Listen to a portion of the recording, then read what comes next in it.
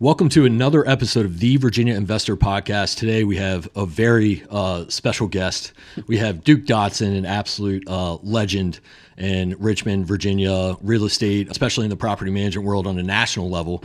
There's been a lot that I've learned from Duke, and I'm really excited to have this conversation. I want to learn all about how you were brought up, how you got into real estate, the businesses that you grew, and you're into all kinds of stuff. So I think there's probably very little people who have more experience from the landlording side of things and the business ownership side of things and many different facets of business and real estate development. I'm really excited to get into it. So thanks for joining me today. Thank you for having me, man. I'm excited. Yeah. Let's start with where you grew up, man. Where were you born? I was born in Fredericksburg. My mom and dad lived there. Right after I was born, they split, so I ended up moving to Roanoke, mostly with my mom. So I grew up with my mom in Roanoke, and my dad was in Fredericksburg. Interesting. When you were growing up, were you like big into sports, academics? Like, what were you like as a child? My dad was a big-time athlete, played football at Virginia Tech, and Cool. his life revolved around sports. So loved sports, loved to watch it, loved to trade baseball cards when I was a kid. Yeah. And I was a good student. I didn't have to focus that hard on it. I was pretty naturally good at math and other things, so I got good grades and liked school. I probably didn't find my love for like further education until like my mid-20s when I went to grad school.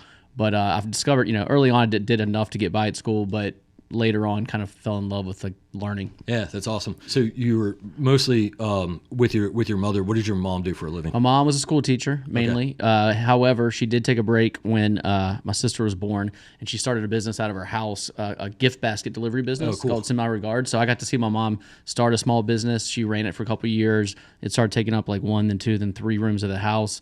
She had my other friends' moms working with her, and after like maybe I think it was like 3 or 4 years, she sold the business to one of them. So I got to see my first exit when I was like 12. Yeah. That's sweet. No, that's cool. That's exactly why I asked that question. Yeah. Because like what kind of experiences you get there. A lot of times, like when mom's a school teacher, she's, props to all teachers, but that's what she does, right? She doesn't start a business and exit and stuff like that. Do you recall any feelings of like small business ownership and watching that happen where you're like, dude, this is awesome. She's creating her own income, like controlling her own destiny. Was there any kind of that thought, or were you just like, mom's busy? No, I learned a lot. Some of it I recognized at the time. Some I look back on years later and like, oh yeah, I probably learned that from watching mom. But I think the core memories I have is a couple of them. One, remember when she first started and how like unsophisticated she was, and then maybe 2 or 3 years later, how much more well oiled the machine was. And I'm sure you can relate starting a business. You think you know what you're doing early on, and you look back like 3 years later, you're like, man, I knew nothing then. I was just. I remember her taking me to the dollar store to buy like literally crappy little things that go into the gift baskets, and then like. A year or 2 later, these things were polished. They looked good. Orders would come in. She'd get them shipped out. She was shipping out, UPS out of the house every day. Wow. And so I remember that. I remember her building her own like marketing brochure, and like she was like showing me like why she was doing certain things from the marketing side. It was her first time doing it, so she was learning. I also remember taking over more rooms in the house and eventually more and more of her time. And so she'd work all day. We have dinner, and then at night she's packing and shipping at night. And I remember like some of it was like felt like a pain in the butt, but some of it felt awesome that like she had this thing that she cared so much about that she was willing to do that. Did you see any like financial reward for that or change, or was it just like hard work, she's fulfilled, and that's mostly what you saw? Yeah, my guess is like I never knew how much money she was making or not making back then. I do know the exit number, which I'm happy to share because it's not that big of a number. But back then, she sold the business for $30,000, which at the time seemed like a lot to me. And then looking back, I was like, well, she probably worked really hard, probably paid herself very little for those 3 years, and then she probably sold it because it was like overwhelming, and she probably never thought she could scale it. This is pre-internet. Remember, picture that business with the internet. How different it could have been. Yeah, that's very interesting that you had that experience when you were young, and that's such an awesome thing to witness. And it's I think it's really cool, kind of a business owner like that you can talk to your mom or like that you have that sort of insight of what your mom was doing and maybe what challenges she faced and how she approached them, and then she exited maybe for those reasons, but still like. She got to experience that, and then you experienced just some wild things in your career, right? Yeah. What did your dad do for a living? So he was a State Farm agent his whole life. So he lived in Fredericksburg, had the same office on Route 1, Fredericksburg, for like 40 years. He had some entrepreneurial traits. He taught me a lot about being an entrepreneur, even though he kind of wasn't one. But he dabbled, though. Like, he owned a sports bar with some buddies in downtown Fredericksburg for a minute. Didn't go well. Told me never to get into the restaurant business. Yeah, of course. And towards the end of his life, he started buying a couple of rental properties. And so it timed up where, like, he worked really hard for years and, started making a little bit of money. and timed up with me finishing college. My first job was with Wells Fargo Home Mortgage. I was a loan officer, so I got to do a couple loans for him to buy a couple rental properties, and then helped him manage it. I didn't know it was called property management back then, but I helped him, deal with the properties. And he was pretty unsophisticated in real estate. He didn't do bad. Overall he did pretty well. Fredericksburg was a good market to be in during that time period, but he didn't have a lot of math, finance background. He was a good, well-rounded businessman, good salesman, really gregarious, and people kind of flocked to him, both business and socially. He was always the life of the party kind of guy. So he had a lot of good traits that helped him be good at his job. And then as I was learning real estate and getting into it, I then kind of realized how unsophisticated some of his thinking was, and I tried to help him a little bit. But he did fine. But he wasn't like a big time real estate investor by any means. Yeah, so that's still just some awesome experience to get, seeing him go through that, and that we'll get to that in a little bit, because that might have opened up your world to that a little bit. But when you were going through high school, choosing, I assume the natural thing to do was just go to college and get a degree at that time. Yeah. What were you thinking about picking colleges, and were you destined to go down a certain career path? Yeah, as a kid, I never knew what I wanted to do. In high school, I was more interested in sports and girls and partying, and I didn't put a lot of thought into what college I wanted to go to. I grew up going to Virginia Tech football games because my dad and my uncle played there, and I lived 45 minutes away. A lot of my friends are going to Tech. So I actually went to Tech my freshman year before I transferred to Randolph-Macon. Going into Tech, you have to declare some kind of school or direction early on, so I just said business. That seemed right to me. It seems obvious now. It wasn't obvious then. I knew I didn't want to. I was crossing things off the list. I'm not going to be a doctor, not going to be a lawyer, not going to be an architect. I knew what I didn't want, and I kind of fell in that general business world because I like people, numbers. I was always interested in what's being built there, why are they putting this here, whether it's a CVS or a shopping mall or whatever. So looking back, I didn't realize at the time, but I was really drawn to real estate developers back then, because it blew my mind that hey, this was dirt, now it's going to be a big building, and there's a human that was responsible for that. It seems as a kid you think that's a mass. It might just be one dude, off the side of his desk building a shopping mall or a strip mall or something. But it really intrigued me, that asking questions. Well, how can one person build a whole building? Where does he get the money? Is it his money? Did he inherit it? Did he borrow it from the bank? That as a kid is so hard to comprehend. And there's a guy in Fredericksburg, Virginia, named Carl D. Silver. You should look up that name. Very interesting fella, legendary businessman. A lot of people didn't like him, but he basically developed Central Park and now that where the baseball stadium is and all that. He died, but his family's still developing that. They bought acres and acres and acres, and right at the intersection of Route 3 and 95, which was. It's hard to believe you drive through Fredericksburg now that didn't exist, because it's such a central part of what is Fredericksburg. But my dad, I would always ask questions about that guy, because my dad kind of knew him, not really, but I always ask what's up with this Carl D. Silver guy? And I just heard hundreds of stories from hundreds of people, and he was I just never met him. I met his son, but a pretty mythical figure for me growing up. Interesting. And so this is around your college years. You're thinking about this stuff in your college. How does this stuff happen? For me, I certainly wasn't thinking about that. Yeah. But to look at a large building, even just to put myself back in that mindset, I couldn't even tell you how that building got there. I couldn't even fit, it's got to be some monster corporation or something that builds that building. And now, especially with what you're doing and what some of our mutual friends are doing, they're building large buildings, and they're just putting in the work and do it. They figured out the capital stack and how to find these opportunities and put the teams together to do this, which just, it's insane, because especially at my college years, I wasn't even close to that thought process. But you were over here thinking how does that happen? Yeah. Who makes that happen? How does that happen? How did that building get there? Why is it there? Yeah. It's interesting. Yeah. I got more interested down the road, but I remember being a teenage, maybe 10 to 15 years old, and asking my dad questions. I was always thinking about what I wanted to do as a career, but even though I had no idea, I remember asking my dad questions well, what does this guy make per year? What does this guy make? And then, I learned pretty quickly, okay, the people that make a lot of money are either in sales or they own their own business. And so that's kind of the paths I was drawn to. Yeah, that's awesome. Yeah, in some of the interviews some people have had, they got out of college and they went into private banking or something like that. And what they saw is the high net worth individuals, they can clearly see patterns, right? Yeah. Real estate or business owner. Mm-hmm. And they were just oh. And so they started investing or, created business or whatever. And so, if you get on the Forbes list for the last 50 years, it's one of those two categories. Yeah. So you don't have to be in the inside. You just Google it, right? Yeah. So cool. You go to college, I assume somewhat normal experience, graduate in 4-ish years. Yeah. And went to Tech for 1, went to Macon for 3. So I went to Tech and was going to do business, just business. Didn't know which part of the business world. Transferred to Macon. They had a major called business/economics, and I went to Macon to play football and baseball. Sweet. And yeah, so total finished in 4 years. Yeah. And then you get out, and you mentioned like Wells Fargo, like banking world. I assume you got some draw to that either at the end of college or coming out of college, got recruited or something like that. No, so went all my buddies at Tech that had like a specialized major. They all got jobs in Northern Virginia or Charlotte or Atlanta in finance or IT or whatever path they went down. At Macon, liberal arts degree in '02. They weren't employers knocking down the door to hire you. So after college, me and 5 other buddies moved to Charleston, South Carolina for the summer, partied all summer. And I remember my uncle who ran the Wells Fargo home mortgage branch saying, "Hey man, when you get out of school, let me know if you want to talk about a job." So finished the summer, didn't even have a job yet. Moved in with my dad in Fredericksburg. I was like, I guess I should call John, my uncle. And so I called him.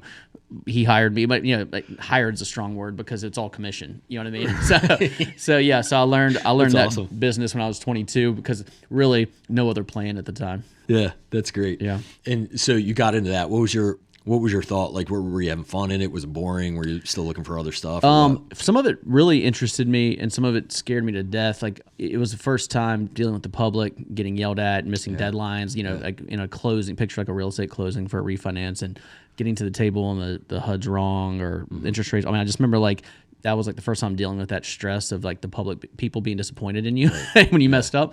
What was interesting to me was like the market. So this is back in '02. The rates had just dropped below 6% for the first time in a long time. So everybody was refinancing. And then I was just doing the math on, their mortgage was $1,800. Now it's $1,400. I was like, wow, that's interesting. And then also seeing people when they refied or sold and, and like the check they would get when selling a house. I would have these people's financials and their net worth outside of their home might have been less than 10 grand and they just sold their house and made 60. Yeah. And then I started doing the math on, well, hey, if I wanted to save 60 grand, how long would it take me? And like they just did that by simply just owning a house. So that just turned me on to like some possibilities within real estate. And then your dad was also playing around the Winter world too. So yeah. you have the two sort of influences. Where did you have any other, like, did you start leaning into like books or podcasts or like local relationships of other people who are investing, like starting to get out that way? Yeah, I would say from '02 to '05, definitely read a lot. A lot of business books, business like biographies and stuff like that. And then somewhere around closer to '05, started really hyper focusing on real estate related books. This is pre-podcast world. For sure, yeah. And so I remember like the Robert Kiyosaki books, all those books kind of lit fires like inside of me to like keep learning more. And then I went down like the specialized books, like, like how to buy foreclosures and like the less sexy ones. And like, I don't know if I want to do that, but like definitely read a lot, read business magazines and business books. And then if you remember all the shows that used to come on back then, Flip This House, Flip That House, all of those, where a guy in Charleston would buy a house, renovate it and sell it and make extra. They always made it look pretty sexy. So that really got my attention around the same time as I went to grad school in '05 at VCU. With an MBA with a focus in finance, and for all my electives, I took all real estate finance classes. Interesting. So building spreadsheets, building models for the first time, and I was really drawn to the spreadsheet. I'm not a great spreadsheet guy now compared to like the whizzes out there, but I really loved like building the models and like just taking a property, looking at income and expense and all that good stuff. So it was getting your MBA due to real estate, like your love for real estate? Is that why you wanted to go back? It was really more about me not knowing what I wanted to do, and like I did the mortgage thing for a year and a half and made decent money, didn't love it. I knew that wasn't my career. Still couldn't put my finger on what my career was going to be.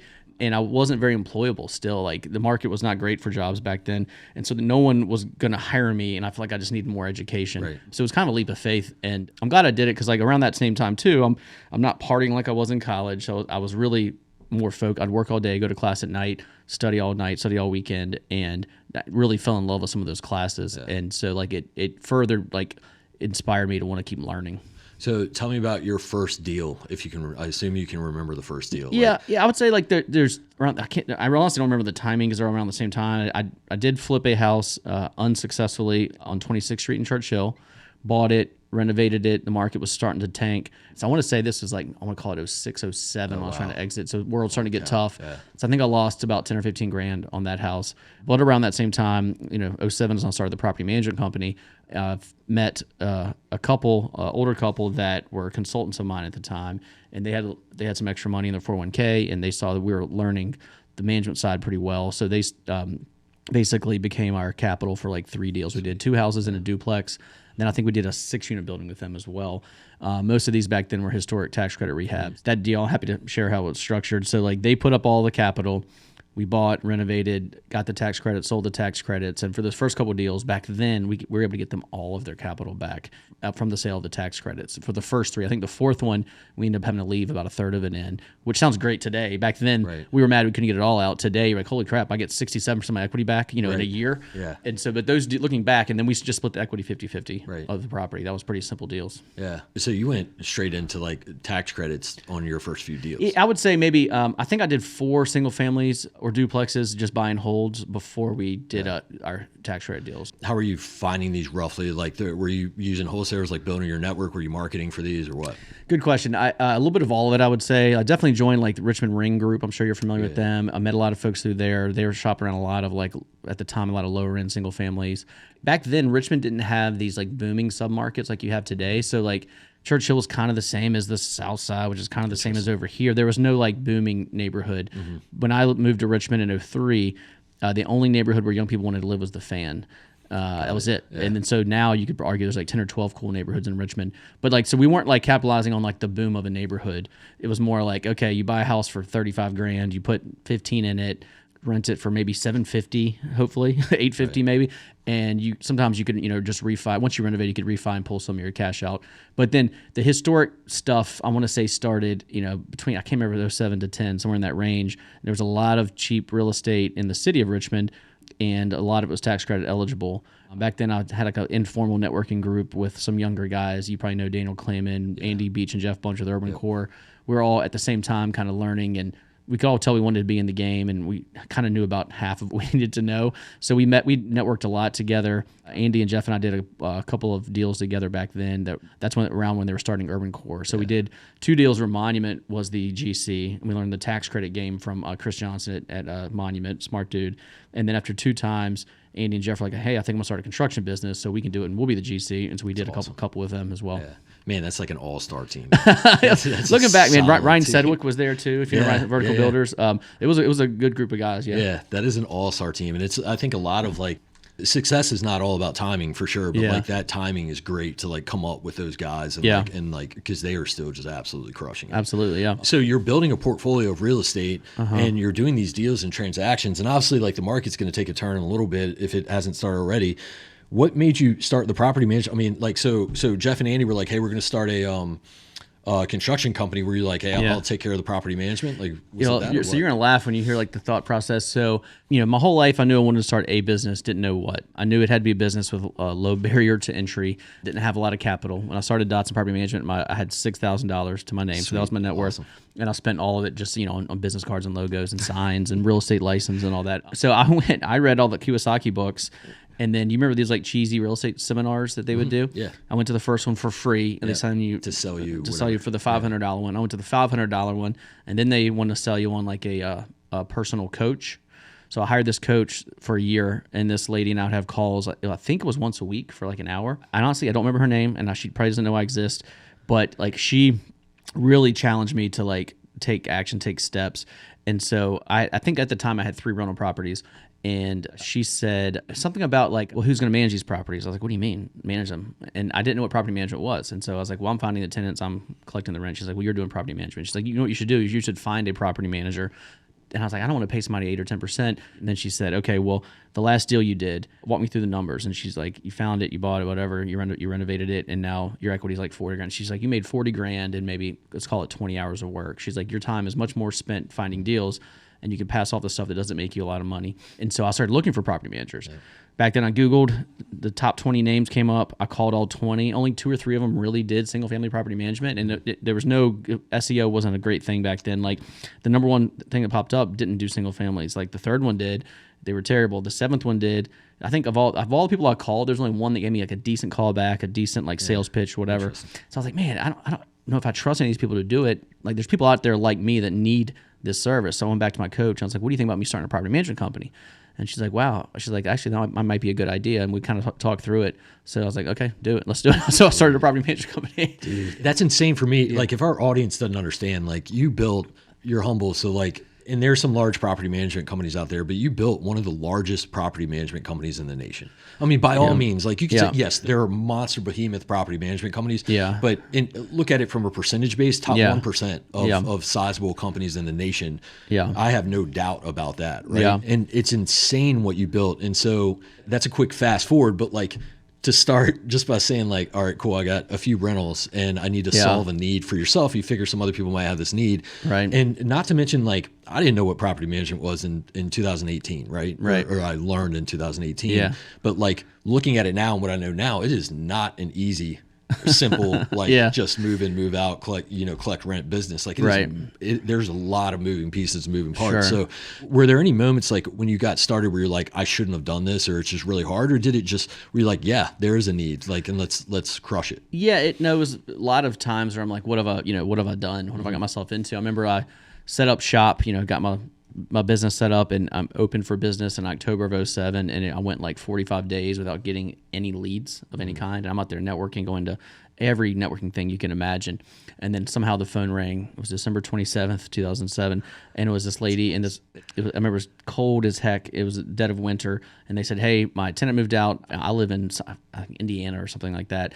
And can you please go to this house? I'll tell you how to get into it. I need you to go in there and get it cleaned up and find me a tenant. And I was like, yep, I'm on it. I had nothing else to do. So I literally drove straight there. It was in a rough part of the South Side. I had never seen anything like it at the time. And so that was my first lead. So I remember that first 45 days, I'm like, what am I doing? Like, can this ever happen? And then even like in those first 3 years, we were growing and may have looked like a success to the outside world, but I wasn't paying myself almost nothing for those 3 years, so I could hire people and try to grow. So like people were like, oh man, you're growing. You have 3 employees now. I'm like, dude, I'm paying myself. I was living off my wife's teaching salary for those first 3 years.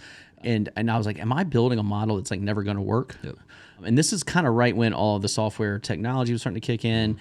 We didn't have all like our resident benefits packages to make money on. We didn't have any of these ancillary fees. Like no one knew those existed back then. So really it was just like a management fee, maybe a leasing fee and a renewal fee, if you could get them. And so I'm like, man, I try to map out, okay, we're at 300 units, but shouldn't I be making money by now? Today you would, right? Today 300 units is a good business. Back then I had, a lot of employees doing a lot of things. So there was no money left over for me. So there's definitely some many scary times in the 15 years we ran it, but those are the two that jump out. I had the same experience. Like it was a while before I caught on to like, different fee structures and models and stuff like that. And a lot of, I think the old school way of thinking is like you have your management fee, your leasing fee, maybe a renewal fee, and then it's a volume game. Right. And just get as many as you can. But then you can't be responsive. You can't answer your phone. Like, did you finally, like, was your mindset, okay, if I could just get to 500 units, if I could just get to, 1,000 units and grow? Or was it like? Well, I remember when I first started, we're hopping around the story a little bit. I basically, the last year and a half before I started the business, I was playing poker for a living. Mm-hmm. So that first year, my goal was to grow to maybe 60 or 80 units. Maybe I could have an employee and I could have enough little money left over where I could pay myself something. Because as a poker player, you have no guaranteed income. And I remember really stressing at the table a lot if I was on a downswing or something. Thinking if I just had like 30, 40 grand of income coming in, I knew I could pay like my minimal bills back then I could at least live, even if I have a bad week or month at the poker table. So that first year or two, I still played a lot of poker to provide some extra income.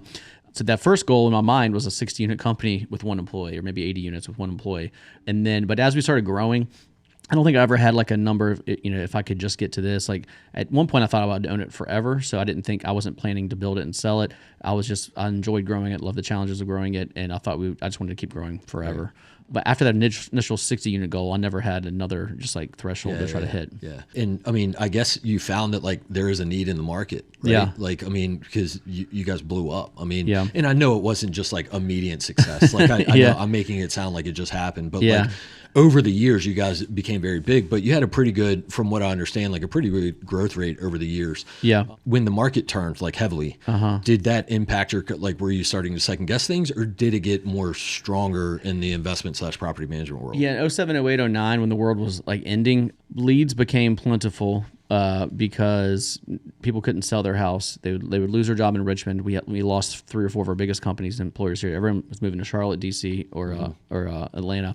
And so we had so many people that wanted to sell their house, couldn't, went to their realtor and said, hey, I need to sell this. And they're like, okay, I can sell it for $250. And like, well, shoot, I owe $300 on it. How do I sell it? And they would say, okay, maybe consider renting it for a while. So those leads were out there. However, tenants were broke, had no credit, and it's very hard to find tenants. And then landlords, even though they had this asset, they had no money to pay for repairs and stuff. So, I mean, everybody was broke for about, it felt like 2 to 4 years. Like nobody had any money. So I put a tenant in place. Tenant wasn't paying the rent, and the landlord had to spend $5,000 on HVAC. They didn't have it. It's like, that's a tough spot for a property manager. Yeah, it's horrible. Yeah, I mean, really bad. It's really, all you can do is try to like exit the relationship, but then that doesn't do good for anyone. Everybody's right? everybody's cow. hurting. Yeah. Yeah. So yeah, that's brutal. I mean, I've been obviously very lucky in the time I've been in the market. It's just been a great market. Right. Like, and so we have a lot of luck in that sense, but I do try to imagine what it was like during that time so we can prepare for it if it happens again. So Sure. I think as a business owner, I'm always thinking about like worst case scenario. Yeah. What is the absolute worst thing that can happen, and will we be ready for it, or how do we prepare for it? Right. So obviously, as I mentioned, I mean, your company grew massively over the years, not taking away any of the hard work. I mean, I could imagine just like the stress and the pain and the anxiety and the everything you had to go through just building a team and dealing with the team internally, and then dealing with tenants and the landlords and clients and figuring out, different laws and regulations and stuff. Like the first like 2 years we were in business, we were like, I mean, there's just stuff everywhere that there's so many traps to fall into. Sure. When you're growing your business, what did you start to feel like a lot of pain at scale, like from a leadership standpoint? Like how do you, I can't imagine, there's a leader trajectory that you have to make, like to get to certain levels. And a lot of people do not, again, speaking from my experience, is like a lot of people that I talk to will never get past, let's call it 300 units, because their leadership, like they'll never trust to hire people or like to allow them to work or give them ownership. And like you, in your background, from what I've heard so far, is not necessarily this vast like leadership training and all these experiences where you're running large teams and stuff. Right. But here you are, like growing a company, you're hiring people, you're getting up to many, many different employees. I think eventually well over 100 employees, from what I understand, maybe almost 200. I think it was 160. Yeah. So almost 200 employees. And like there had to be different stages of leadership where you felt like, maybe you had to level up your game. How did you approach that? How did you know that? Yeah, I mean, that's a great question. It's probably a longer answer than you want, but I think it deserves a longer answer. Yeah. So I think, you start off, like you take the guy who's a plumber and he's really good at plumbing, but then he wants to grow and he has to hire 3 plumbers. Is he good at managing plumbers and creating systems, right? Maybe he can learn that. And then the next step, okay, I want to have 20 plumbers. I need a marketing person, I need an accountant, I need a sales guy and all that. And now I'm managing 20 people instead of 3. Yeah, so I think I've faced that multiple times, and each time I think it helps if there's people on your team that are really honest with you about what you're good at and what you're not good at. And I think if you can be honest with yourself about what you're good at and not good at, so you can just like outline, these are the things I need to be better at. And then as we grew, I'm like, okay, if I'm going to take it from here to there, I need to get better at these 1 or 2 or 3 things. Public speaking. I need to be able to like pitch the purpose and the vision and where we're going. I need to get people inspired. There's different, like, obviously steps to all that. And also try to be honest with myself each time. It was like, okay, I want to go from here to there. Would I hire myself for that job today if I was unbiased? Yes or no? If no, why not? And being honest, can I be good at those things? Like, I think we can all learn and grow, but there's certain things that we're naturally going to be good at, and some things we're probably never going to be great at. And so I always try to be honest with myself, and like, I was like, do you have too much of an ego that one day you wouldn't hire somebody to run your business that would do it better than you? And so I think I always kept that in my mind, is like, yeah, I think I would be able to do that one day. And I think about like the Craigslist guy. I don't know if you know the Craigslist story. He started it and blew up, and he had no interest in running like a 1,000-person company. So he literally hired somebody to run it, and he did customer service calls because that's what he liked to do. It's a crazy story. And I was like, okay, well, that guy, clearly didn't let his ego, ruin his business. He like found a way to let it succeed, and he did what he loved, and I thought that was pretty cool. So I think each time, like I try to be honest with myself, like, what am I not good at? And then can I be good at those things? And then sometimes you don't know until you try to learn it, try to do it. So each time I felt like I could become that next like step of what I need to be, whether it's through practice, education, consultants, whatever it is. But also around the time I sold, I think I decided, I saw what these like behemoths were becoming, and, like the Evernest and the Rome's and the Home River, all those companies. It's like, do I want that job? And that's ultimately the reason I decided to sell, is because I had done it for 15 years, loved it. There were certainly some tough times, but overall loved the experience. But I was like, I could see Matthew Whitaker in Birmingham. He wanted to run a nationwide company and that be his life. Right. And I didn't think I wanted that. And so that's why I ultimately jumped off the ship there for that reason. Yeah. And I know, like, from knowing several members of your team, they love the culture of like this community. Yeah. Right. Like that's what they love. And that's what you built within your company is Yeah. like, you're serving this community. Like you guys were Yeah. so deep into Richmond and Central Virginia as a Yeah. whole. And you guys were out like in Fredericksburg and other markets too. But where you were, I'll say you were so deep in Virginia and eventually Yeah. other states with the Yeah. HOA stuff. But Right. that was a large culture. And I think that meant a lot to your team as well. So you did a very good job of, I think, sharing that vision with the team, which is why you had such awesome like core players on your team. Yeah. And then I could see that make sense where like you pretty much have to make a decision. Like it's very hard to maintain a company that large and continue to scale a company that large. Yeah. And then you're deciding, all right, are we going national or, Right.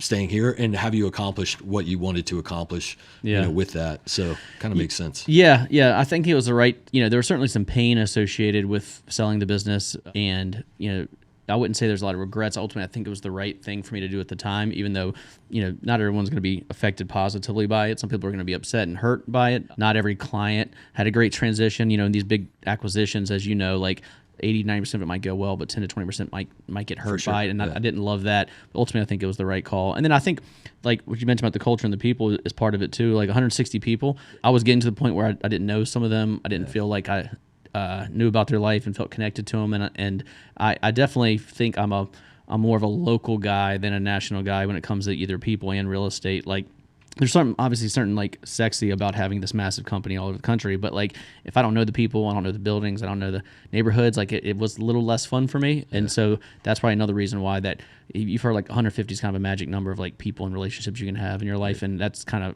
I felt that to be true around that time. Right. And you seem like obviously someone who cares about relationships, cares about your team, cares about your people, and everything that we've talked about in the past, or mutual connections and people that have known you, and just like me trying to compete with you for a few years in this market. Like Yeah. I've never heard a bad thing about you personally. Well, like, that's good. And I know like companies will make mistakes, but Yeah. when you don't hear anything bad about the people, like that's something else, right? Yeah. Especially with the reach that you had, Yeah. and still have, not past tense, Yeah. but that also kind of leads me to ask, like, for someone who cares about that stuff, like Yeah. I think it was Matthew Whitaker from Everness. I think he posted something along the lines of like, being unbothered is a superpower. And that is something that I struggle with, is like, as this company grows and you have to make tough decisions, and you have to act in the best interest of the majority of the people that you can, and like Yeah. take the company in a good direction. And you're also trying to look out for all your clients and your tenants, and there's so many, your vendors and everyone involved. Yeah.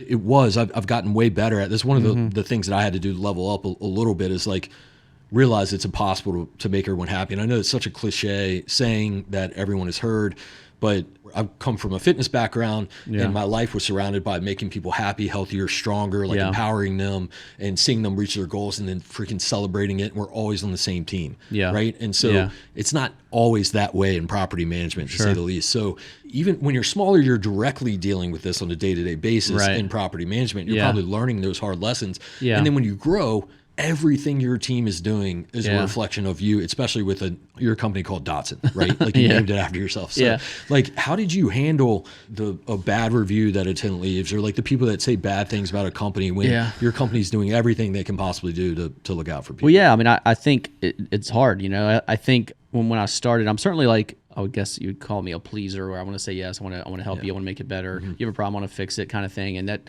in a way, that probably helped us quite a bit by always having like an outward approach. Like, I'm going to try to do what's best for this tenant, this owner, this vendor, not necessarily what's best for me, but what's best for them. And if we make enough people happy, it'll probably be good for us in the long run. But it leads you to say yes too much as a business owner. Like, I remember owners calling me when we were small and like, hey, Dominion's going to come tomorrow between 10 and 2. Can you sit at my house and wait? Yep, sure. I got it, Susie. I'm on it. And I would do that. Obviously, that's not scalable. Can't do that forever.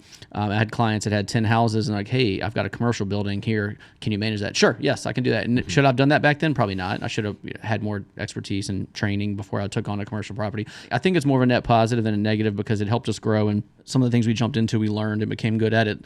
But when it comes to people, yeah, like I remember like the first time I had to like lay someone off, we were managing stuff in Williamsburg. We had enough properties for 2 people exactly, right? And then we had one large client that we had to fire the client because they were a bad client. We had to cut the portfolio down like 30% maybe overnight, so I had to get rid of the second person. I remember how much I agonized over that. And I mean, it bothered me a ton. When I got a bad Google review, it bothered me a ton. And I think the good parts of that is, like, if I got a bad review, I would spend all night worrying about it. I'd get up at 4 a.m, go to the office, identify what part of the process was broken, fix the process by 8 a.m., train everybody by 9:30. Process is great. So I mean, we did a lot of that back in the day. So that's the good part. As I've gotten older, I've certainly gotten better at having tough conversations, and that's something I was not naturally good at all. I don't think I could ever be classified as unbothered though. Like it might work for Matthew. That doesn't work for me. Like I'm always going to be bothered. So like I picture like some things Matthew has to do at Evernest is a good example. He might buy a company and he might need to lay off 20% of those people the next day, and he needs to do that's probably best for his business, best for his investors. He needs to do that. I would have a hard time doing that. But so like that's one of the reasons I didn't want that job, right? I think I can never be completely unbothered. But a lot of times you have to give bad news, whether it's feedback to an employee, firing an employee, laying off an employee, firing a customer. There's a lot of things you have to do, and with time that gets a lot easier. And I think the way I have learned to live with it over the years is you just look them in the eye, you're honest, you explain why, wish them the best, help them in their next journey, whatever they need to do. And I can, I've gotten better at living with that. I don't dwell on it as much as I used to. Yeah, that was a very hard curve for me to make, and I still work on it. Like I'm still working on it, but I try to focus on why are you making that decision? If you don't make that decision, who's it impact? So like if you didn't fire the client or lay off that individual, how does that impact the rest of the people in your company, or at least that team in that geographic location? Like they're far worse because of it. Right. 100%. And so you might have to do some really hard things and make some people upset, but if it benefits the majority of the company, like you can't just not make hard decisions. And I've done that. I've delayed hard decisions and seen how it's impacted the company by way of like just slower growth or like not as much change or evolution or something like that. Right. And I'm like, okay, at the end of the year, okay, we didn't have as good of years as we thought we were going to have.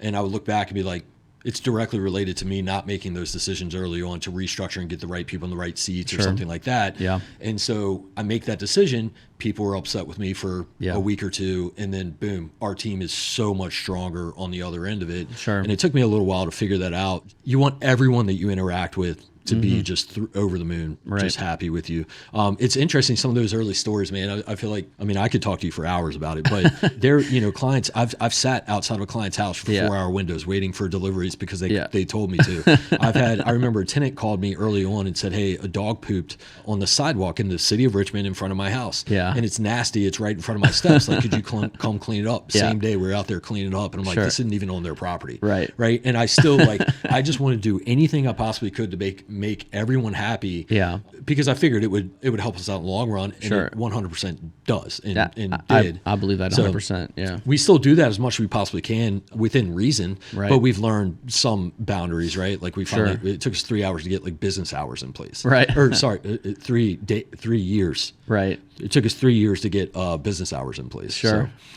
So when you're scaling Dodson, were you seeing was that like amplifying your investment opportunities, or were you like, I need to focus on Dodson right now, and then there were seasons when you could focus on investing, then back to focus on Dodson? What did that investment look like as you were growing that company? Yeah, that's another great question. So I and this word called focus, we're going to talk about this later in the talk probably, but buying rental properties has got me into property management, and one of my older kind of mentors like, hey, as you're managing properties, don't forget to keep buying them, because this guy at the time was like 65. He owned like maybe 45 single family homes. He bought 1 a year, 2 a year for years, and he had a bunch of equity, and that was his retirement plan. So he told me don't forget to keep buying along the way. However, when I got into property management, and you realize all of the problems and issues you could have that we've talked about, creating processes and systems, I kind of took a step back and said, you know what, I'm just going to put my head down on Dodson property management, and that's it. I'm not sure, maybe a year, maybe 3 years, I don't know. It ended up being 3 years, so I didn't buy anything for 3 years. But that amount of focus, I think I attribute that to a lot of the success we had, because we created this like culture of identify a problem, fix the process, train the process. Identify a problem, fix the process, train the process, over and over and over again. And we felt like we you'll never be perfect, but we felt like we had a process for every part of the property management game, and that allowed us to to operate well, but also probably scale. And so after 3 years, I came back up for air and said, you know what, okay, like I'm not involved with the clients and the tenants anymore, so I have a little bit of room to breathe, and that allowed me to get back into investing again. Yeah. It's awesome. Again, very similar. Like Yeah. I early on the first year in property management, I bought tons. Well, not tons. I bought a fair amount of houses for the first year and was buying a bunch of investments. And I needed to put my head down and make sure that this company was like everything we wanted it to be. Yeah. And then so it was like a number of years, unless something fell in my lap that I could just scoop up. Like I wasn't looking for anything. Right. And then it got to the point where we finally had a team in place, and now I can focus on that again, because I do feel like the business is great to have, but it's also good to diversify a little bit by actually owning the property as well. Sure. Development. Yeah. So you had mentioned, like, I mean, you got into some more complicated stuff relatively early on, but what was like the first development deal? Like, how did that come apart where you're like, dude, I'm going to start doing this on a larger scale? Yeah, a couple of steps. Number one, like that first flip that went wrong on 26th Street in Churchill, our light bulbs went off because we bought this house. Half the block back then was renovated and looked nice and shiny and new. The other half was just looked terrible. And I remember trying to sell this house, and people would come look at it, and they didn't want to buy it because there was a blighted property here, a blighted property there. And so I thought, man, what if I had the resources to buy every house on this street, make the whole street beautiful? It's like, how would that work? That got me into thinking about not just doing a project here and a project there, but kind of clustering projects together to help a whole neighborhood transition faster. Because I think people are less. Maybe it's just me, and I'm more used to being in cities, but I grew up in the suburbs, and any kind of blight at all, a graffiti or rundown house, whatever, would scare me away as a tenant or a home buyer. Not everybody's like that now. A lot more people have vision and are used to urban surroundings, but I still wanted to beautify the whole area, not just the one property. And the only way to do that is raise equity, raise debt, do bigger projects or do more of them. And then along the way, I had a client who was doing a tax credit deal on Gray Street in the Arts District, and I got to get in early with him just to watch, and so I got to see him build his financial model. I got him to meet with the architect, laying out the unit layouts, and that's back when I met a couple architects and developers in the city that really kind of shaped my thinking. So I got to learn the development process. So after seeing the need for it on 26th Street and then watching it happen on Gray Street, I'm like, okay, so if I'm going to do a development deal, I need the right architect, I need the right GC, I need banking contacts, and I need equity contacts, and I really that's all the four things I really need. Right. I need somebody to build the model, and back then I was building my own models, but now have professionals doing it, not me. So I think that's when I decided, hey, I can have more of an impact as a developer if I can make bigger projects or more projects in one area happen together, and that's been like the theme of my development ever since then is like the idea of like helping a neighborhood transition. Right. What time period was this when you started developing? It might have been 2012, 2014, okay, cool. maybe. So it was earlier than I thought. Yeah. Okay, cool. So awesome. So you were back into investing. You started developing, I think, earlier than I thought you did, which is awesome. You also got into other businesses, right? Like, because again, like, we have to realize the scale of what you're building here. When you're getting into developing, I'm assuming at this point, if you're in 2012, 2014, I don't know what your unit count would have been, but still, like, the landscape of Richmond property management, you're in a great position. And you, I assume, just have tons of contacts. Right. Like, you have an awesome network around you of just speaking about real estate, about money, capital, investors, everything. You have all kinds of contacts, real estate professionals all around you. So development, obviously, you can build a really strong team and be successful if you have the right team. Right. With those contacts and that massive network, and people are seeing you grow and be successful in this business, even though they might not be seeing all the pain and work that goes into it. They see this and they likely, hey, Duke, want to partner on this business or want to partner in this business, or you as an entrepreneur say, let's start some more businesses, right? Right. What did that look like along, kind of generally speaking, along your career during the property management time period? Yeah, I mean, like the early sourcing of deals, a lot of times it was very seed, friends and family, or closely related folks that invested in the smaller, earlier deals. When we went to kind of go to those, call it a mid-tier deal, 6-unit building, 14, 25-unit building, something like that.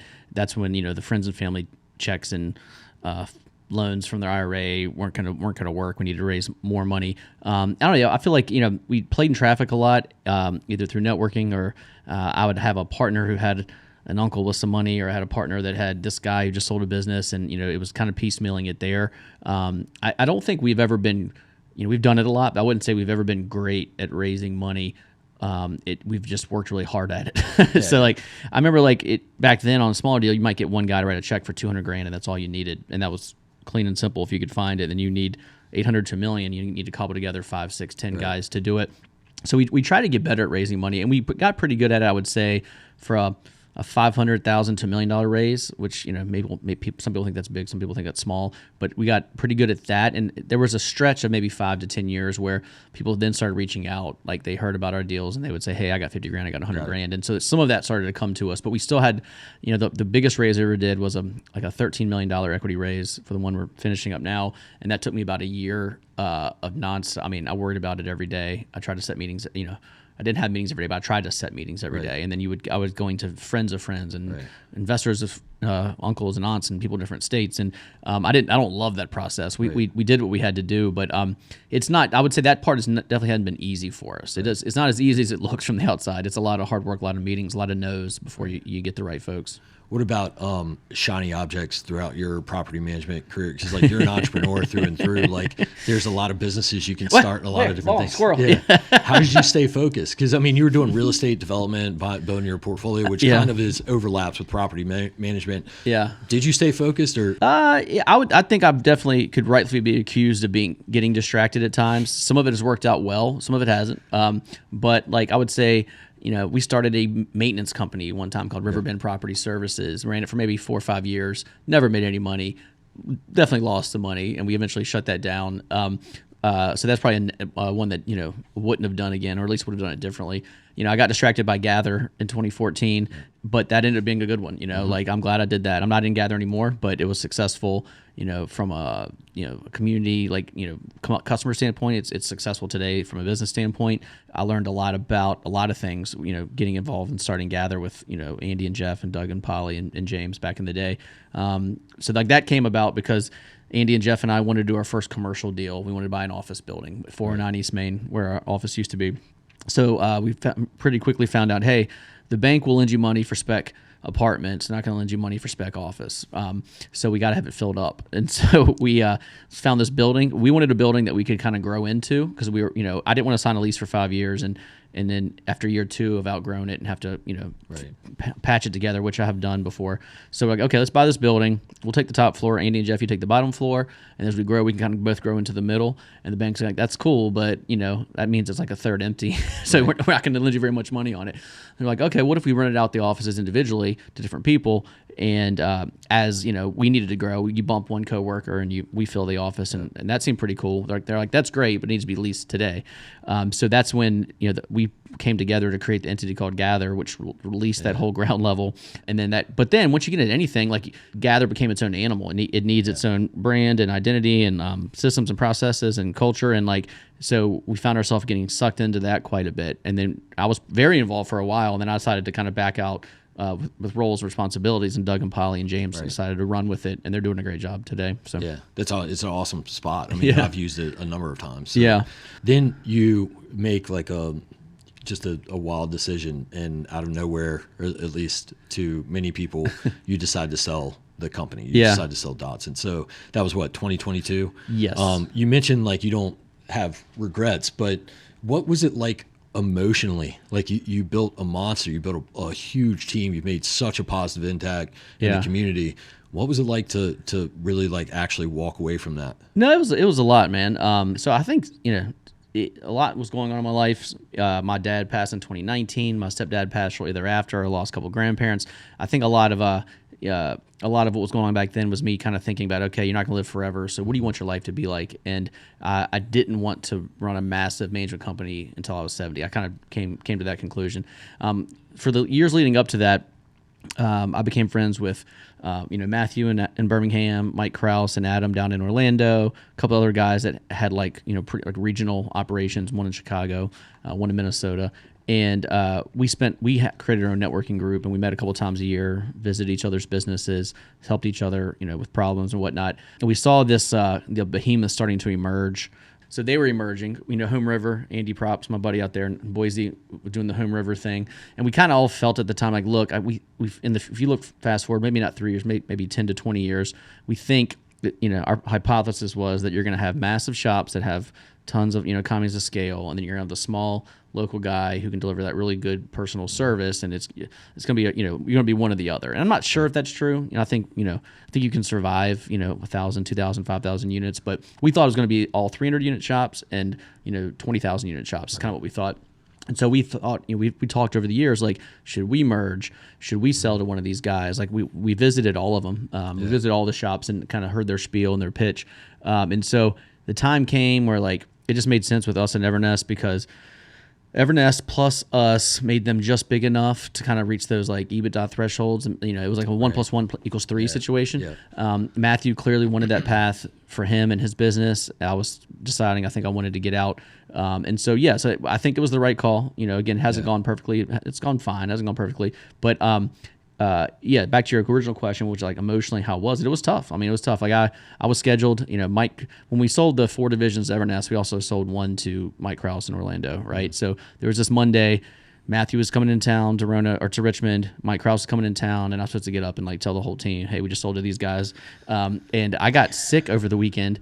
The doctor said it was like bad oysters, like bacteria. Like I was in the emergency room, so I didn't even go to give that talk. Really? So Tim, I had to text Tim from the emergency. Tim had to do it with no warning, no notice. No way. I texted Tim 30 minutes before and be like, dude, I was literally driving to the office, and I've been on my couch for 3 days, like holding my stomach, thinking I was dying. And so I'm like, dude, you're not gonna believe this. I'm in the emergency room. I literally I can't come. Holy cow. So he had to have 30 minutes prepared to give that speech. I heard he gave a great one. I wasn't there for it. He did. Yeah, he's an awesome man. Yeah, because he felt as emotionally attached to everybody like I did, and so I heard his speech was like from the heart, and I think he hit all the things he was supposed to hit. But not everybody loved it. Like some people benefited from that. Like some people got raises and promotions and more responsibility. Some didn't work out, and they either left or got fired within 6 to 12 months. And again, it was a lot to deal with emotionally, but again, it's one of those things I felt like I had to do, and so I did it.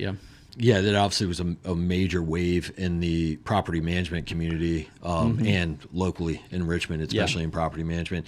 I think I've said this to you before, but I mean, again, going to like the scale of what you built, whenever we would set up vendors as I was getting Peak up and running, and I would call, vendors from around the nation to try to get the best tech stack we could and the best, whatever, the best team we could. And everyone I talked to, the first question is always like, where are you located? Where are you calling from? And it's always like Richmond. And they'd be like, oh man, you're competing with Dodson? That's where Dodson is. Have you heard of Dodson? I'm like, yeah, we know. And so that would be like the first 5 minutes of every call, every time that had to be annoying.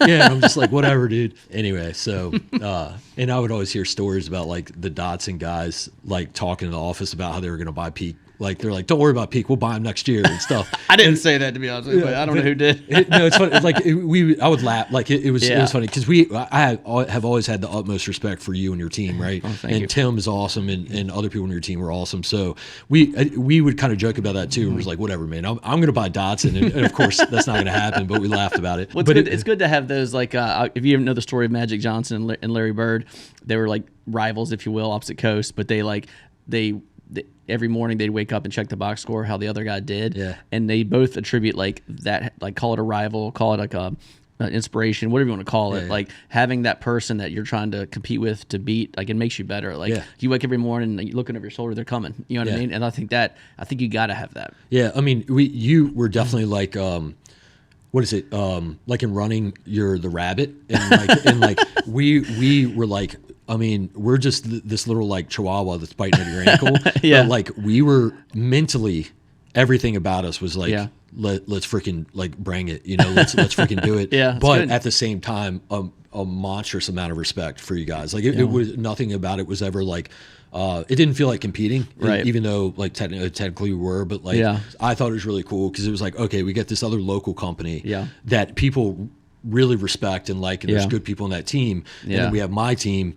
How do we compete? Let's freaking do it. Let's see what we can do. And you guys are light years ahead of us, but it's like we still, it was really cool to have that at least the feeling for us, the competition. Yeah. And then we would hear things about like your team saying like, whatever, dude, we're just going to buy Peak. And I'm like, and I'd be like, heck yeah, dude, that's awesome. That's like, bulletin board material. yeah. I wouldn't have let them say that if I knew that. Yeah. I looked at it as like, I'm just happy they know our name. You know, we're good. We're good if they know who we are. But anyway, that was all good fun and awesome, just awesome kind of banter back and forth to some degree.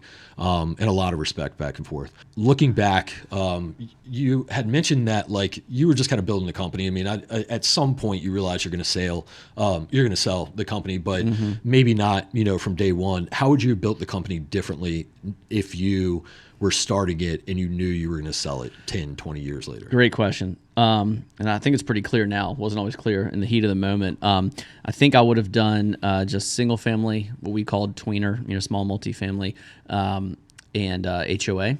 Got it. And I would not have done large multifamily and commercial. I think I probably would have, we always prided ourselves on taking on difficult properties, even difficult owners, because we felt like for years these like tenants in certain neighborhoods weren't getting good quality, just decent like human services like from property management companies and landlords, and we felt like we could play a positive. So I'm not sure I would say financially, you probably shouldn't back then have managed the houses that rented for $750. You should have done $1,250 and up or something like that. I think I still would take the $750 if it's a good client. But what I would do is fire the bad clients faster. Yeah. And I think that when we started, like us as like when we ended and what we were, but when we started, we were the new kid on the block, no experience, no track record, no real contacts. So we usually our first 3 years, like the clients and the tenants or the clients and the properties we got were kind of the bottom of the barrel. And so like we had really thin margins, if sometimes no margins at all. Like we would take on almost anything in order to grow, get the experience, get the unit count up, so we could eventually get the better properties and the better margins. So I'm not sure back if we, to start over again, if I would say I'd only do $1,250 and up, or for example, or if I wouldn't do it unless my fee structure was X. I think I would have had to have taken on some stuff I didn't want and some thinner margins I didn't want. But I think I would do less of that. I would try to start with a healthier margin out of the gate, because I felt like I was always like chasing profitability, maybe in the first 10 years, because we took on a lot of stuff at thinner margins and higher workloads. Right.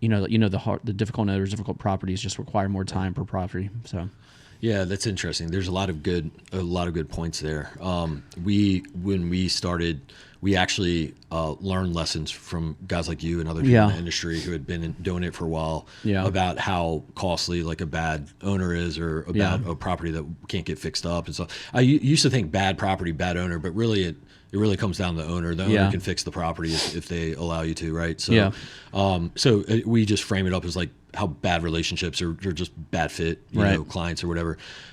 So we actually started very selective, and we turned down somewhere around like 4,000 units in the first 4 or 5 years of business. Now that's multifamily, that's some single family, that's some stuff that was a little further out than maybe we wanted to manage that we could have managed probably. Right. But we were very selective, and a lot of it was like I was terrified we'd just start doing a bad job. And I was like, if we could just always do a good job to the best of our ability, we're going to be very successul. But we jumped into commercial office largely due to relationships, like we had talked about earlier. Relationships, and then so we jumped into commercial office. We were doing like medical office buildings. We had some like ORs that we were managing. We did apartment buildings, small apartment buildings, meaning 100 units or less, tweeners, as you might call them, and then single family 1 to 4 units, et cetera. Right. And then as we grow, I'm like, okay, cool, let's grow all these different avenues. And then we just start to realize, like, the more you kind of understand the game, because it took us 3 years to start making any sort of money. I remember there was 1 year we grew 400% in revenue, and at the end of the year, we started the year break even and ended the year break even. And it was gut wrenching. It was horrible, dude. Sure. And so it was the next like quarter or two where I was like, I have to figure out how this makes money. And so it was about 3 years in. And so we eventually learned that out to some degree, or figured that out to some degree. But now it really is a game of like, we want to scale, we want to grow further, but we are not, as of recently, not taking any more commercial office leads. We're just not doing that anymore. We're servicing what we have.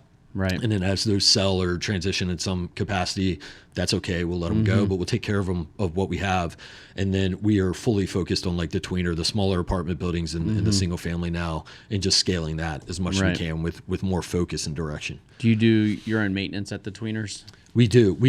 So we have in-house maintenance that we do on single family and tweener, and that goes pretty good. We have about 7 or 8 techs, and we can provide pretty good pricing for our clients, especially as things get crazy. But you can, as you know, you control the somewhat of the cost, but the responsiveness and the quality and stuff like that. So we try to do about 50 or 60% in-house throughout all of our work orders, and then the rest we'll vendor out. Gotcha. Cool. So after you sold, I mean, that's really, at least when I saw, like, okay, man, he's going crazy with his development. He's got all this stuff going on. I mean, you had Colonial Beach, you had some other stuff, like you're doing the Forest Hill thing. There's just a lot of stuff like the Graybos, the Parlay, like you're doing all kinds of stuff now. So once you sold, did it feel like it kind of freed you up to do other passions? And then what did that feel like after that? I think you always underestimate the transitional time suck. That like it wasn't like I sold, boom, I'm done. It's another 6 to 12 months of just stuff, signing this and signing that, and communicating with this client, this vendor, and terminating this contract, and oh shit, I bet I'm still paying this bill 6 months later that they should be paying. I mean, like there's so much of that. But yeah, I mean, I really honestly, with all the deaths in the family that occurred, and really think about what I want my the rest of my life to be like. I definitely said try to figure out what's most important to me and how I want to spend my time and where can I have like the most impact. And so for me, it probably seems crazy from the outside looking in, like the stuff we've done. There's a method to it, believe it or not, but it's still definitely a unique path we're taking now. So basically, I decided, look, I still want to keep developing neighborhoods.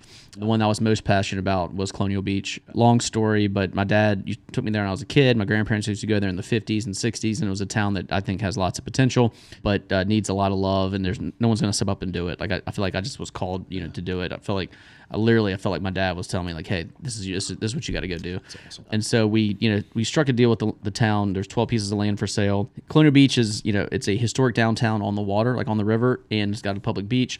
In the downtown, they were just going through the process to make it like a main street so that they could get historic tax credits for the first time ever.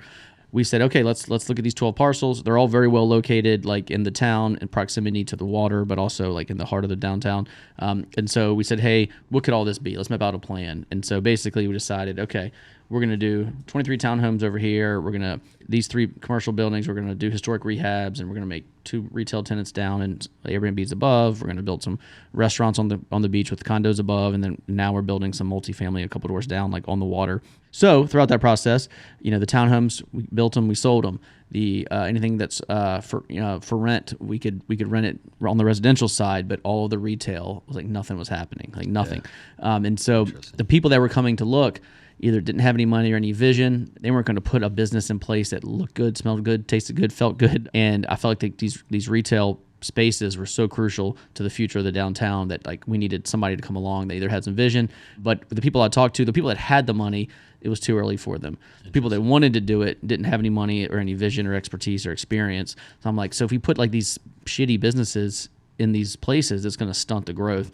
So we said, okay, what if we, at first I had talked to Mike Ledesma, the guy that owned Perch. He was one of our tenants and he had a great restaurant in Scott's Addition. I was like, hey, do you want to do something there? So yeah, he was going to bring in these 2 ladies, one's a front of house, one's back of house, and he was going to run the restaurants, and we were either going to lease it to him or partner with him. We're trying to figure that out. About 3 days before we needed to get the lease signed in order to start the construction, his investors at Perch made them shut down overnight. And that was his life. That was like his love. And so he was like, I just pictured him couldn't get out of bed for 3 days. And he basically told me, like, look, man, I can't do anything right now. I'm just like, he was just too emotionally like shattered at the time. And I understood. At the same time, I got a ticking clock because I got to get this, we had deadlines from when we needed to close on the land per the town. And then the bank wasn't going to close without that lease signed. Mm-hmm. So I went to the 2 ladies, the front house, the back house, said, hey, Mike's out. Do you guys want to try to do it together? And I was like, I'll put up the money to build it out. You guys run it. We'll make it like a Dodson company where we invest in the business and we run it. We use Traction. Do you use Traction? Yeah. So like, we're going to run the Traction model. You'll report to us, but you're a partner and blah, blah. And they said, yeah, let's do it. So we had to learn, they've worked in restaurants. They never owned or really truly ran one. I have no experience in restaurants, but I was like, okay, can't be that hard. It is really hard, especially in a seasonal market. It's like the hardest thing you could possibly do. So let's figure out how to run restaurants. And so they had a lot of expertise that they brought. So they built a menu and built a logo and design and opened it's a very attractive set of restaurants. They look fantastic and they're right on the you look at the river. It's like waterfront.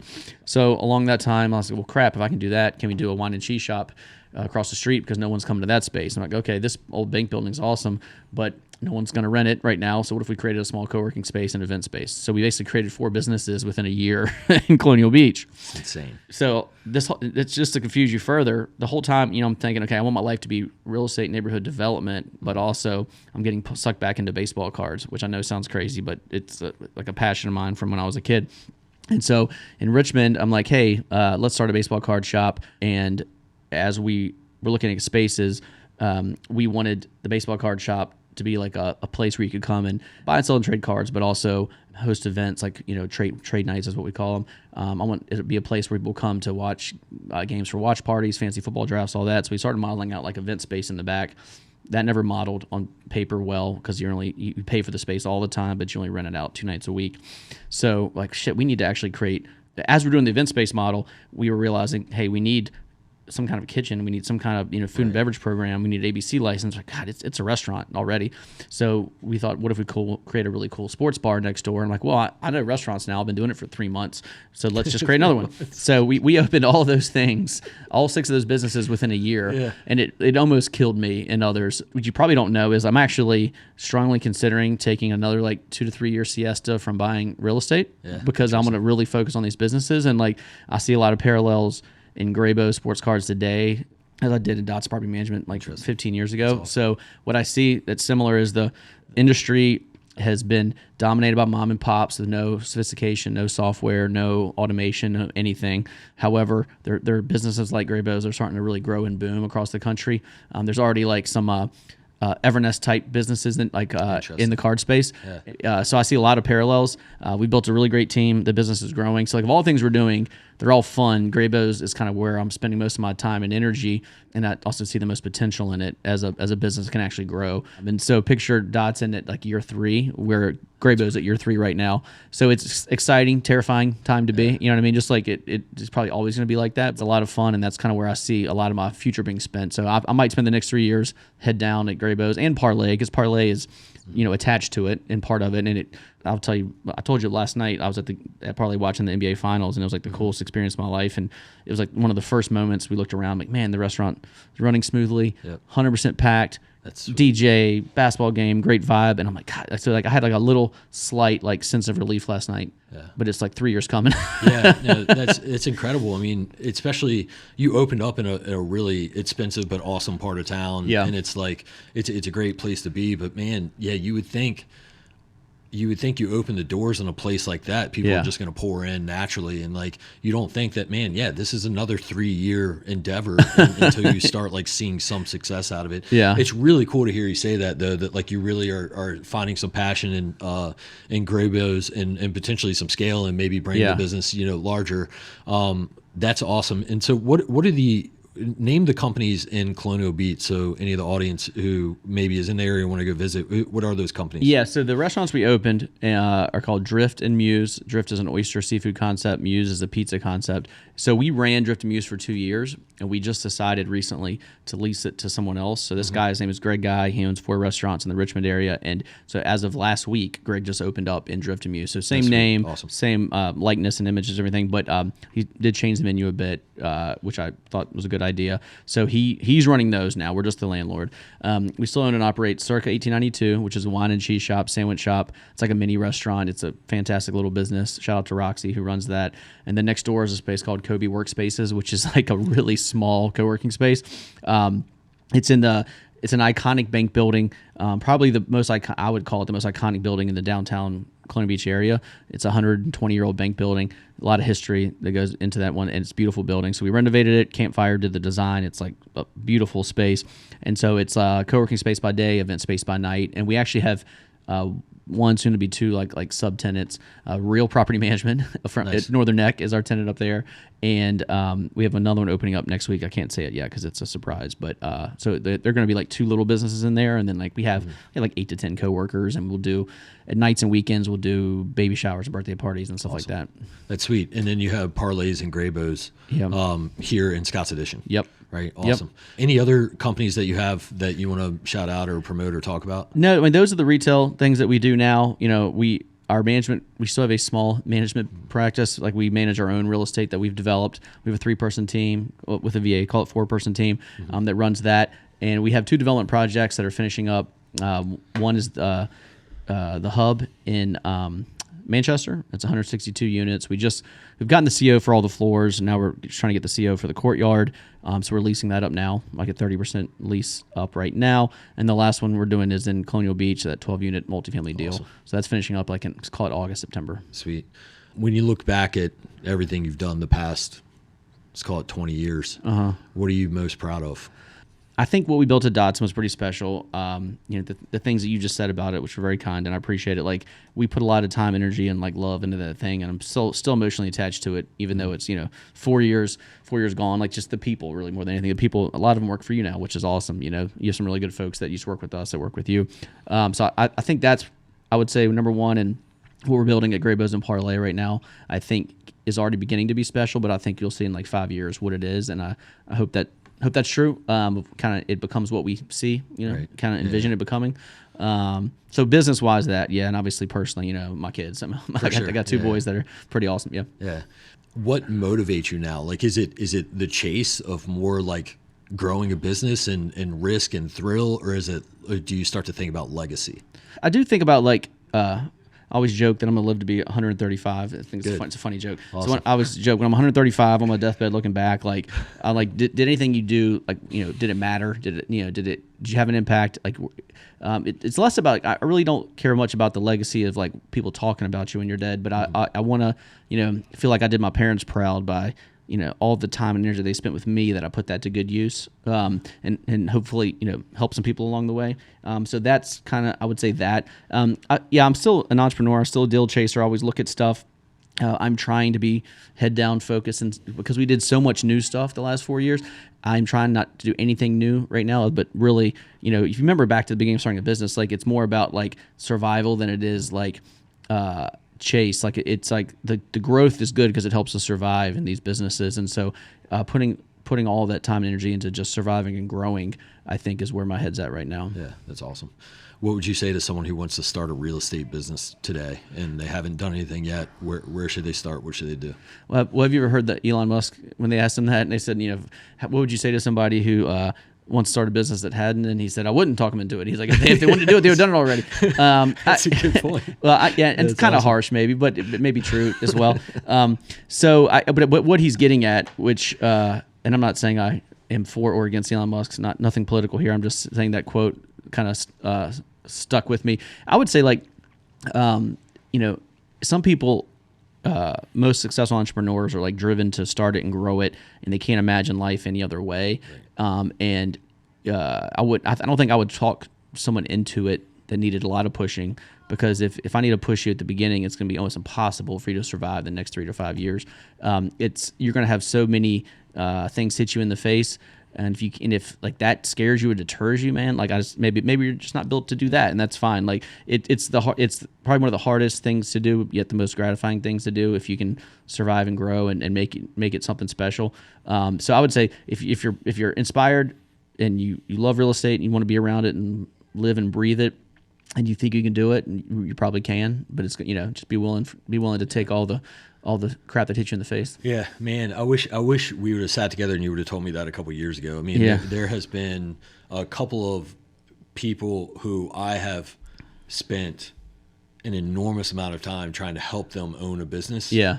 And I didn't realize until recently that you can't, if they're not going to do it themselves, you can't. If they need someone to push them to get started, they're likely not, or maybe at this stage in their life, they're not ready for it yet. Sure. Right?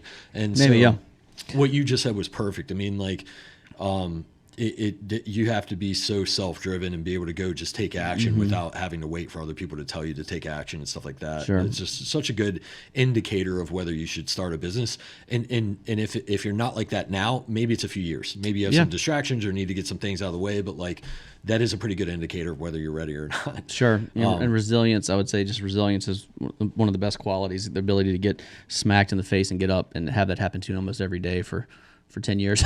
Yeah, I mean, you wonder, it's impossible to tell. And your answer probably would still be yes. I think mine would still be yes. But if you look back and you knew how much stress and how much anxiety and how many like trials and tribulations you would have over the years by getting into this, would you do it all? Like it's like eating an elephant. Like you wake up today, don't really know what you're gonna have to deal with. So you wake up and you go to work and you're fired up. Right. But at the end of the day, you're absolutely exhausted and beat down and whatever because all the stuff you had to deal with. Yeah. If you had to know that you were gonna do that for 20 years, would you have chosen that path? I'm guessing the answer is still yes because it's so freaking fulfilling. It's so incredible after you built it. But I couldn't imagine knowing what, like it's better almost not to know to somebody. Naivety is a hell of a drug. Yeah, for sure. Like when I was getting into property management, people were like, everyone was telling me not to do it. And I didn't really know what the industry was. Yeah. But I had this opportunity and everyone was telling me not to do it. And I was wondering why. But that was just being naive. I was just like, well, I can come in and I can change that, right? And I think we've done well, but I've learned a lot, Yeah, and as you go through life, you're going to have so many people tell you to do something or not to do something, and like as you get older, you recognize that everybody is telling it from their perspective, right. Which is different than mine, different than yours, and from this guy's. And so, it's good to take all that advice from people, internalize it, and listen to it, but then decide your own path, and not there's no one person out there who's like the perfect mentor that's done exactly what you want to do and that has all the same goals and ambitions as you, the same background, the same problems, the same family dynamic. Like, no one has that. You're your own person and you got to find your own path. And there's a lot of good advice out there, but you got to just piece it all together and take out the parts that make sense to you. And then that those mentors will change over time. Like as you grow the business, you have a certain group and network surrounding you, telling you how to get through that series or kind of phase of your life. Yeah. But then if you outgrow that and build them, you need some new mentors that have now accomplished that or in that level or have that mindset of growth. Yeah. And then hang around them and learn from them. And you still have those relationships. You don't leave anyone behind. You still have those relationships and learn from them, but you have to take stock of where you are and where you want to go and not just stick with the same mentality the whole time or else you'll just stay in the same spot. Yeah. How can people find you? Come to Graybo's and Parlay, man. I'm there almost every day. I'm in Colonial Beach maybe one day a week, but Graybo's and Parlay almost all the time. Graybo's and Parlay, Instagram's the best spot. If you go to Colonial Beach, again, hit up Circa 1892. We're active on Facebook and Instagram up there. Sweet, man. Any final thoughts? Anything we didn't cover? No, man. I thought it was a great conversation. Appreciate you having me. I think it's always good to do things like this every once in a while because it helps you kind of you ask some tough questions and like some deeper questions, and it helps you kind of just remember, hey, who am I? What am I doing? Why am I here? And it's a good to kind of step back and kind of zoom out on not just the last 20 years, but the next 20. Yeah. You've accomplished incredible things, and I think the impact that you make, you don't know. Like you've seen a lot of it. You've dealt with hundreds of people and have changed their lives in some capacity. But even how you've impacted our company and how we've grown our company, I kind of joke about how the banner back and forth, but man, you've paved the way for a lot of property management in this market and how it should be done. And you set the example, you showed us that it could be done. Right. And so there's in outside of property management, just the person you are and the reputation that you have with having the network that you have and knowing the people that you know, and then never hearing a bad thing about you in a relatively small market is just over 20 years is incredible, man. Well, so thank you. Tons of props for everything you've accomplished, continue to accomplish, what you're building, the network, the people you have around you. Well, that what you just said, that you should play that for someone who's like an entrepreneur who's struggling and they're going through like the day-to-day troubles, and you're like, is it all worth it? And then if you could say that one day, like that's why it's worth it. You know what I mean? If that is true, then, and I appreciate you saying that, then that's what makes it worth it for sure. Yeah, 100% true. I really don't think you understand how much of an impact you've made on me and our team just from what you've built through Dodson. I mean, it's just like the wave goes, and I know you were in other markets too, so you've impacted other markets, and I just think it's awesome what you've done for the property management community, the landlords in Virginia, and then just business owners. Like now you're shifting, you're doing all this other stuff, which is just incredible. Keep it up, man. I'll be tracking your progress, and I'm proud of you and what you built, and I appreciate you coming on the podcast, sharing your story. Well, thank you, man. Thanks for having me.